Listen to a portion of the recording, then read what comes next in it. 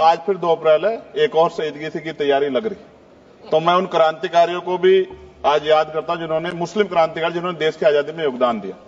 Sir, अंदाजे जमाना कहता है कि मौजे हवा रुख बदलेंगी, अंगारों से गुलशन फूटेगा, शबनम से सरारे निकलेंगी। वक्फ संशोधन विधेयक 2024 संवैधानिक मूल्य एवं सांप्रदायिक सौहार्द के लिए गंभीर खतरा है। वक्फ संशोधन विधेयक 2024 संवैधानिक अधिकारों, विधिक सिद्धांतों और धार्मिक स्वतंत्रता पर गंभीर आघात है। विधेयक वक्फ प्रबंधन को कुशल और प्रभावी बनाने का दावा करता है, लेकिन इसके 44 संशोधन इन वादों को पूरा करने में असफल है। हमारा मानना है कि इस संशोधन से स्पष्टता, साक्ष्य और मूल कारण विश्लेषण का अभाव होगा। पूर्व संशोधनों का मूल्यांकन नहीं होगा, हितधारकों से परामर्श की पारदर्शिता नहीं होगी, मौलिक अधिकार का उल्लंघन होगा। Article 13, article 14, article 25, article 26, article 50, article 300 सर्वोच्च न्यायालय के निर्णय, स्थापित कानून और इस्लामी सिद्धांत और संविधान की भावना का उल्लंघन होगा।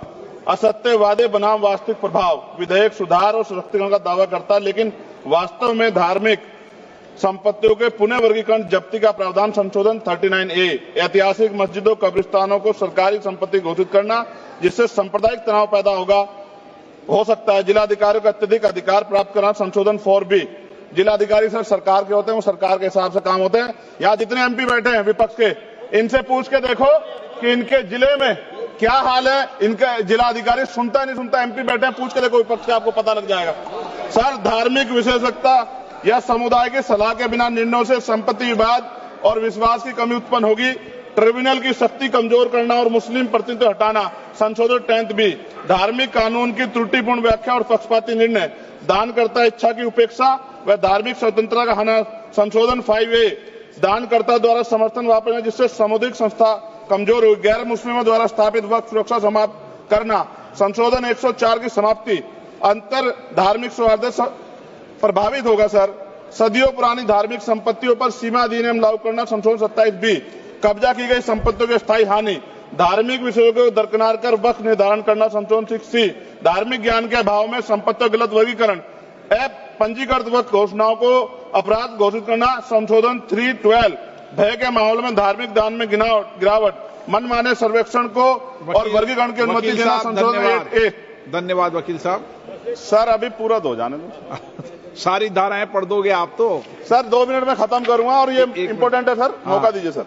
बिना जवाबदेही के बड़े पैमाने पर वक्फ संपत्तियों का पुनः वर्गीकरण, प्रशासनिक भ्रम और प्रभावशीलता को नुकसान पहुंचाना, संशोधन 12D, कानूनी विवादों और कुप्रबंधन को वक्फ बोर्डों की विश्वसनीयता का नुकसान, अस्पष्ट आधारों पर राज्य द्वारा वक्फ बोर्ड को भंग करने का अधिकार, संशोधन 3C, राज्य के व्यापक विरोध प्रदर्शन, धार्मिक लक्ष्य का लक्ष्य, सार्वजनिक हित के नाम पर वक्फ प्रशासन पर पूर्ण नियंत्रण, संशोधन 37C2, व्यापक स्तर पर अशांति विरोध प्रदर्शन, कानून व्यवस्था की गंभीर स्थिति।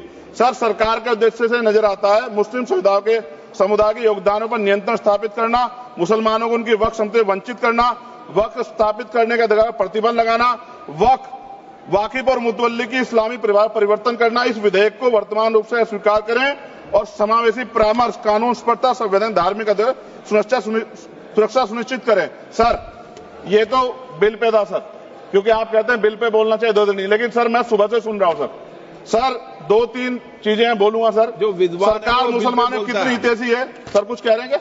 जो विद्वान होता है वो बिल पे बोलता है। सर बस खत्म कर रहा हूं। सरकार कितनी हितैषी है सर? केंद्रीय मंत्रिमंडल में एक भी मुस्लिम मंत्री नहीं है। सच तो यह है कि अभी ईद पे नमाज पढ़ने के लिए भी नए नियम बनाए गए और जो नमाज पढ़ रहे थे उनके पीछे पुलिस कर्मचारी लाठी लेकर खड़ा था, मैंने खुद देखा सर। अगर सरकार इतनी देर सच्चर कमेटी की रिपोर्ट पर चर्चा कराएगी, बिल्किस बानो के आरोपियों का जेल से बाहर आने के बाद स्वागत किया गया सर। मुसलमानों की जमीन की बात है, SC/ST की जो जमीन है वो छीनी जा रही है सर। कानून से ऊपर उठकर मुसलमानों घरों पर बुलडोजर चलाए गए, सबने देखा। सुरक्षा की बात करते हैं, लिंचिंग की गई, मुसलमान मारे गए सर। कावड़ यात्रा में गरीबों के ठेलों पे सुप्रीम कोर्ट ने ऑर्डर किया कि नाम मत लिखवाओ, देश को मत तोड़ो। अंत में सर बात निकली है तो दूर तक जाएगी।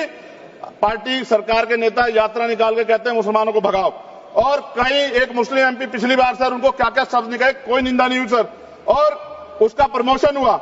और कभी आपके नेता कहते हैं सरकार गोली मारो, और आप हिंदू राष्ट्र की बात करते हैं सर। मेरा यह कहना है सर, मैं इसका पुरजोर विरोध करता हूं और अपनी एक शायरी के साथ खत्म करूंगा। तो बहुत सुनी मैंने आज दोनों तरफ, जब तक ना बदले जालिम हुकूमत का मिजाज एहतजाज एहतजाज एहतजाज, और ये तब तक रहेगा जब तक सर अपनी सरकार सोच नहीं होती। धन्यवाद सर।